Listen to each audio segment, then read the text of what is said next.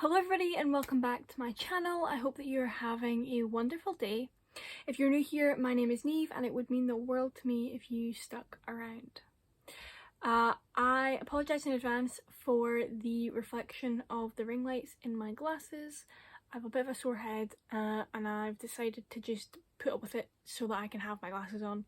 So yeah, sorry. Hopefully by the next time I wear them in a video I'll have figured out a way to try and avoid the glare a little bit more, but today is not that day. So I'm going to do my best to keep my head tilted to the side and keep the glare of the ring light away as much as possible. But yeah, I'm sorry if it does come into frame. I don't know how to stop it, so I'm very sorry.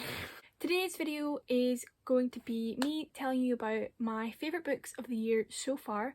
We are now pretty much officially halfway through the year, which is horrifying. Where has 2021 gone? Where did it go? And I thought it would be a good idea to do a checkpoint basically of my favourite books of the books that I've read this year. Some of them are rereads, but obviously rereads that have taken place this year, so I felt merit mentioning them. And yeah, I've divided them into categories. I'm going to start with like just general fiction, like novels first, and I will let you know which of them are rereads when I go through them. But yeah, that is pretty much everything you need to know to enjoy today's video, hopefully. Let's just start. Okay, so I'm going to start with the rereads, and the first one I'm going to start with is Red, White and Royal Blue by Casey McQuiston. I would be very surprised if you haven't heard of Red, White and Royal Blue. I feel like everyone at this point and their mum has heard the phenomenon of Red, White and Royal Blue.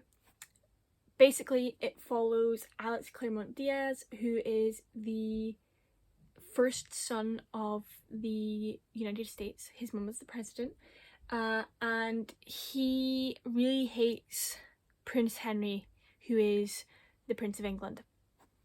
One of the princes of England, and there's a bit of an altercation at Prince Henry's older brother Philip's wedding, which leads to them being forced to spend time together under the guise of pretending to be best friends to avoid a media scandal, and things sort of develop from there, and there's lots of drama and it's brilliant. It wouldn't be in this video if I didn't think it was brilliant. I think it's very funny. I think the characters are really interesting. I really like the way the author created the characters and really stuck with the characters that she built when making them interact with each other and the sort of like world of the story. I sometimes feel like when I read a book, the character that has been built for me in the beginning loses parts of themselves in order to fit into the world they're in, and it really frustrates me. But I think that Casey McQuiston does a fantastic job of making the characters interact with each other and the sort of universe that the novel is set in a way that feels so genuine to the characters, which is a definite merit to the author. I love this book because in my head, and this is a really illogical thing to say, but when I think rom-com, I think Britain. And I know that American romantic comedies exist, and there are many romantic comedies set in America starring American actors that I enjoy, but all of my favourite rom-coms are British. Like Bridget Jones, everyone loves Bridget Jones. Bridget Jones to me is like the quintessential British rom-com. And then like Notting Hill, who doesn't love Notting Hill? If Hugh Grant's in it, basically, you know what I mean? And sometimes I find it hard to read books that are rom-coms when they're American because I don't find them funny, or I do find them funny but it doesn't feel like a rom-com. And I really enjoyed this book because it does feel like a rom-com, but it's not really that British because it's from the perspective of Alex, who is American, and obviously it's written by an American author. So I was so grateful that it managed to have that rom-com vibe that I really look for in books that people tell me are rom-coms, which is a personal thing, but it's a personal thing that worked really well for me, so I'm very happy about that. And the book is witty, but it's really emotional. I think there's just a perfect amount of drama in it. I think there are definitely criticisms of the book, for sure. And one of them lies on like how far the world this book is set in is from the world we actually live in ways that some people think the author perhaps didn't intend it to be. A lot of people of colour who have read this book have made the point that the author sometimes seems unaware of their whiteness, and it sort of bleeds into some of the comments and the lines in this novel, particularly interactions between Alex and his mum, who's the president, and I definitely understand that, and I think that it is absolutely correct, and it's a criticism of the book that like we all have to be keeping in mind, which is strange because something that I enjoyed about this book at first was that it still felt like the real world whilst being a reprieve from the real world, because it was similar to how the world actually is, but just a little bit more optimistic. And I still like that about the book, and I still think that that was a good decision on the author's part, but I just think that if I have a criticism of this book, it is that some of the things that they tried to make comedic about the world the book was set in fell flat and did just come across as a bit tone deaf. And yeah, I think you have to be aware of that when you're reading this book. You have to make sure that you are seeing that critically. But other than that, it is a book that I very much enjoyed, or else it wouldn't be in this video. Yeah, there we go. My second reread is a book that every single person watching this video, pretty much, who has seen any of my other book videos knows is going to be here. And that is Aristotle and Dante Discover the Secrets of the Universe. Those of you who don't know what Aristotle and Dante is about, it follows Aristotle and Dante as they become friends during the 80s in Texas. And it follows their friendship and the tests and struggles that their friendship goes on, and the difference in how their friendship exists and evolves throughout a couple of years. And it's just such an amazing book. This is my favourite book of all time. It has been my favourite book for maybe like 3-4 years now. I just feel like it can't be beaten. This is one of those books that it genuinely hurts to see people dislike.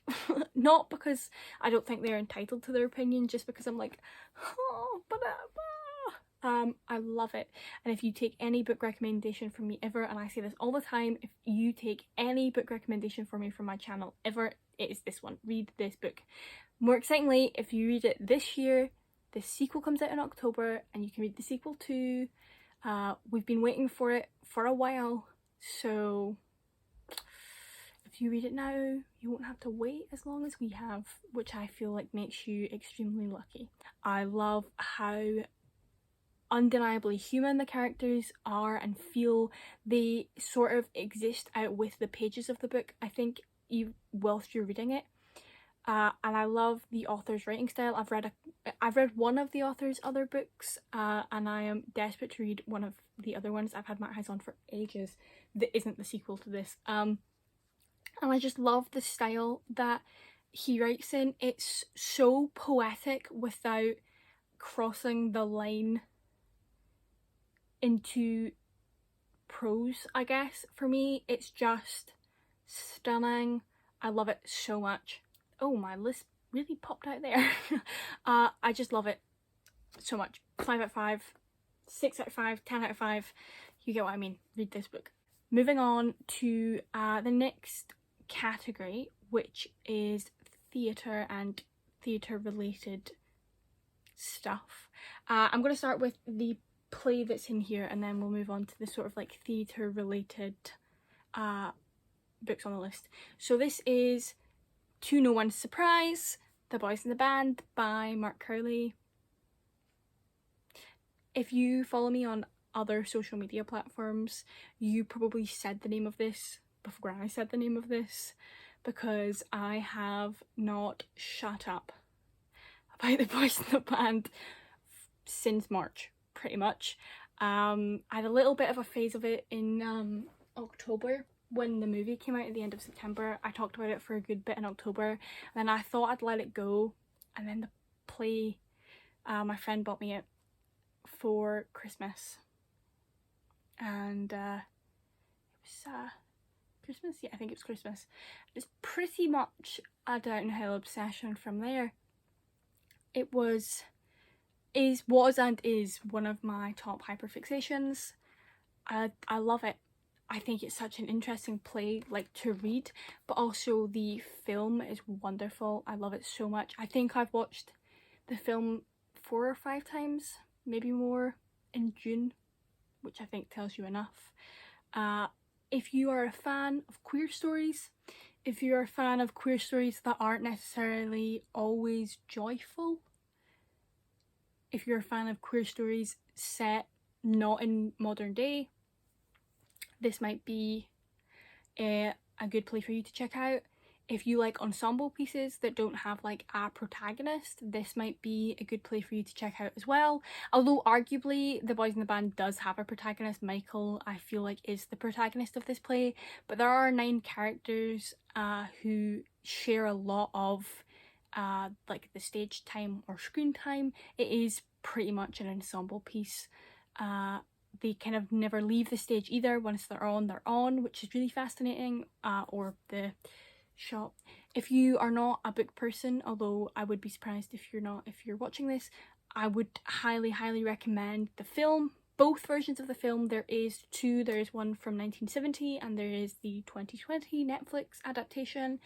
They're both wonderful. They both have really interesting cast. If you're interested to hear more about what I think of this play specifically, and the different film adaptations, keep a lookout on my channel, because I am planning to make a whole video dedicated to just this. So if that interests you, keep your eyes peeled. But yeah, read this. It's so funny. It's quite dark. It's really emotional. It made me think about a lot of things. I just love it. And if you buy this edition of the play particularly, this has both the original text and the text that they used for the 2018 50-year anniversary Broadway revival. It's shorter than the original text, I'm sure. I think that's the difference. I think they cut it down by about 45 minutes.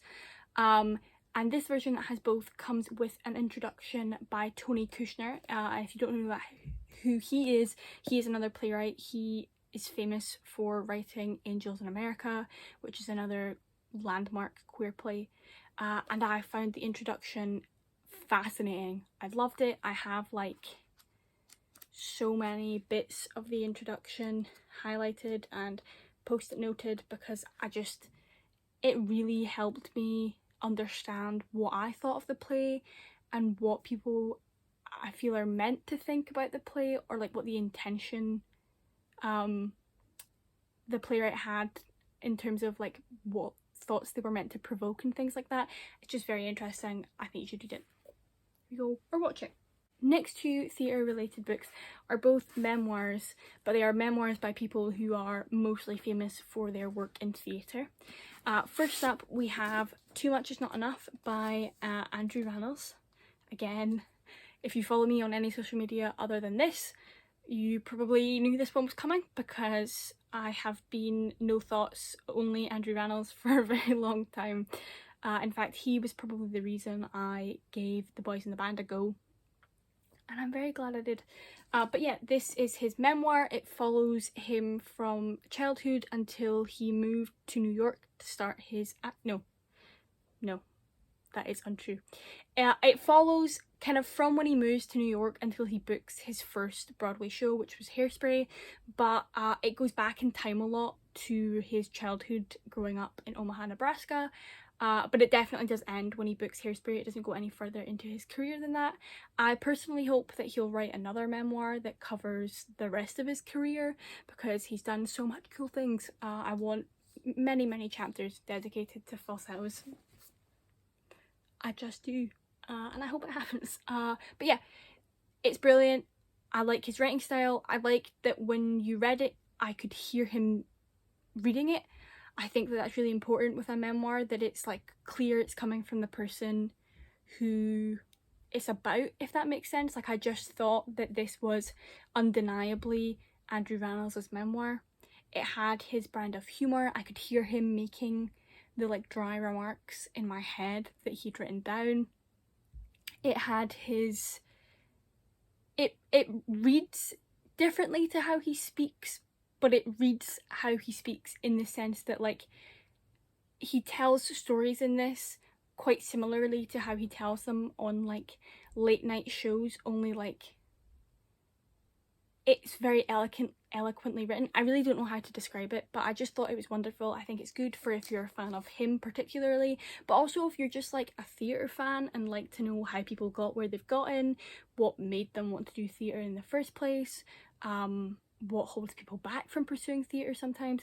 I think this is a good memoir for you to check out.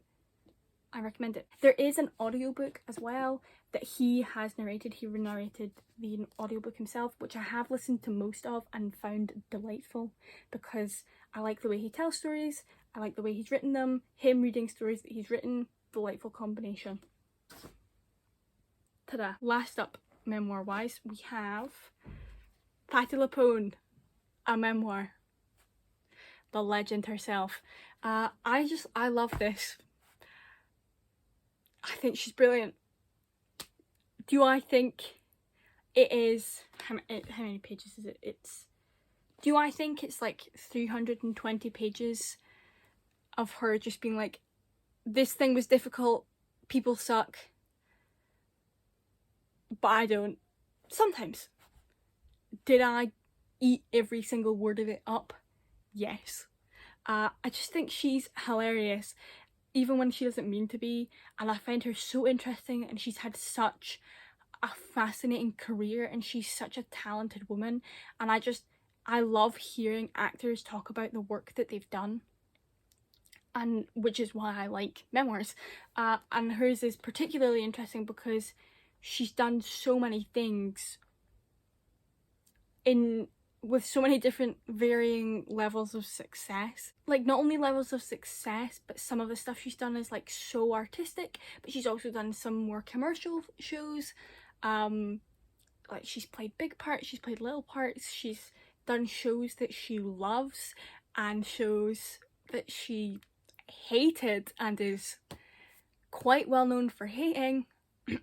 Sunset Boulevard. Okay, so the other book that I wanted to mention but I left till the end is Boyfriend Material by Alexis Hall, and the reason I've left it till now is because I listened to it as an audiobook instead of read it. It was the first time I'd ever listened to an audiobook of a book that I hadn't actually read first, which is really interesting. I didn't think I would enjoy it, but I ended up absolutely loving it. Like, I didn't think I would enjoy it because it was an audiobook, I didn't think I would enjoy this one in particular. But I had a really nice time actually. I found it really enjoyable and I really loved the book. I think I rated it like 3.5 stars when I read it when I first listened. But the further time goes by, the more I'm still thinking about it and realising that actually I really enjoyed it. So I think I've definitely bumped it up to like a 4 or a 5. It was just so fun, and it was like... I mean, it was basically Bridget Jones, and I have zero complaints about that. I love Bridget Jones. I love that, like, 90s, early 2000s British rom-com vibe. If I can get that from a book, I want that from a book. And this gave me that, and I loved every minute of it. I found it so funny, but I found it so funny because it was so undeniably, unavoidably British. All of the humour was so... British, quite self-deprecating, and I loved it because so many books that I read are by American authors, and some of them are really funny, but it was really nice to hear someone crack jokes the way I make them and being like, yes! And it was so nice to have that in a book and actually get to enjoy it. I don't think I've made a very compelling case actually for this book because all I've said is it's quite English. But it's just so good. Look, I found so funny. but he was like such a real person, because like he kind of sucked in like a just pathetic way, and he was so dejected, but his struggles were so real, despite him living a life that like most people aren't the child of two quite famous rock stars from the 80s. But I feel like everyone has that experience of like, I don't know how to explain it without giving too much away, but I just really liked him. I found Oliver charming, if not a little bit bland sometimes, but that is the point. Like, he is a little bit bland sometimes, which I think sometimes actually just made him all the more charming. I just thought it was fun. It was kind of frustrating watching them go circles with each other, but in that rom-com way where like, you know it's going to work out in the end, so it's fine. Or is it going to work out in the end? Maybe it's not fine, but like, you hope it's fine, but it's fine because it's funny. Like, do you get what I mean? It was just so fun to just sit and listen to, going about my day. I'm so excited to actually sit and read it and get to see how differently the characters come across on paper. It was just good. It was just good, and I just loved it, and I just think that you should read it or listen. The audiobook is on Spotify if you're a Spotify user, especially if you're a Spotify Prime user, because it's in very small segments, and I do think if you had to listen to ads in between, you'd lose the plot a bit, but it is on Spotify if you have it. So there's that. You want to pay for it. I didn't, and I loved it, and now I'm going to go and pay for the book. There is a sequel coming that, as far as I know, is called Husband Material at the end of next year, maybe. I'm very excited to read that because I loved Luke's like monologuing throughout the first novel. I'm excited to see him do it again and have the disasters back. Hello, Editing Neve here. I just really feel like I've made a terrible case for that book, and I feel really bad about it because I genuinely was recommending it wholeheartedly. So what I'm going to say is that entire waffle that I did could have been summed up by what I said in the beginning, which is it's very like Bridget Jones and Notting Hill. Those are the sort of vibes it has. And it's a fake dating AU. I think that'll sell you guys on it. I think I should have said that from the beginning also. But yeah, you definitely should read it. I definitely think it's worth it. It is so good. And also, yes, I said Spotify Prime. I did mean Spotify Premium. Sometimes I just talk faster than my brain comes up with the words for me to say, and then I get those words wrong. Very sorry. Back to the video. And the next thing I'm going to talk about, I'm just going to grab it quickly, because it's not a favourite book necessarily because I read it this year. You'll see why it is in a minute. Okay, I'm back. So this play is in today's video, not necessarily because it's in my favourites I've read of this year. I haven't actually read it in full this year. I've read chunks of it at different points throughout the year. But basically, I'm just gonna take my glasses off because the glare is annoying me. Basically, if you've watched my video, which is just like my favourite books of all time, you'll have seen me talk about this play, which is The Pillowman by Martin McDonagh. Now, I've studied this play for 3 years. I did it in 4th year, I did it in 5th year, and I did it this year as well, to some degree. Not quite as much as I'd have liked because of COVID, but that's neither here nor there. I love it. I find it so interesting. I've spent so much time thinking about it. I have so many ideas in my head all the time about how it could be done, how the different characters could be acted, how they could be styled. I'm not a massive design person, but I have so many design ideas for this play. I just love it so much, and even if I didn't, I think I would, because it's been such an integral part of my experience studying drama at school, which has been like really the only positive thing that's come out of my later years at high school. And my drama teachers, who are the most delightful people in the world, knew how much this play meant to me, and still does mean to me. And they managed to arrange that I could send my copy to the playwright along with a letter explaining to him what the play meant to me, and hopefully he would write back.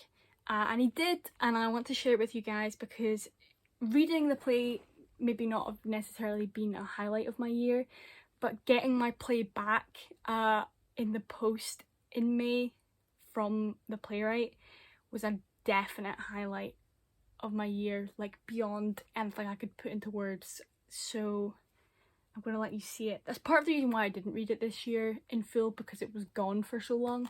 But this is the play, and it has been signed with a note from the author with the date, which is so exciting. And if you didn't know, the playwright of The Pillowman is Martin McDonagh, and he has also written and directed a couple of films, one of which being 3 Billboards Outside of Ebbing, Missouri, for which Frances McDormand won an Oscar, I'm sure. It was a very well reviewed hit. And so he sent me another note on a bit of paper that says Ebbing Advertising Company on it, because Ebbing, Missouri. And it was just lovely, and I cried like a baby when I found out I got to send the letter, and I cried like a baby when the play came back. As you can see, this has been framed. I'm so afraid to read The Pillowman in case I ruin the page that's been written on. It's just so special to me, and it meant the world to me, and I'm so grateful that my teachers made this happen. I appreciate it so much. Every so often I'll like remember it, and I'll be like, oh my god. And I just really wanted to share it with you guys, because it's been a highlight of the first half of my year, and it's like sort of reading related, so I had to have it happen. So yeah, that is everything for today's video. Okay, so that is all for today's video. I hope that you enjoyed. Let me know what some of your favourite reads of the first half of this year have been in the comments below. Let me know some books that you're highly anticipating reading in the next half of the year. Let me know something special that's happened in your life in this first half of the year. Just chat to me in the comments. Tell me what you'd like to see from me next, etc, etc. If you did like this video, it would mean the world to me if you would like it below. And I will see you next week. Bye.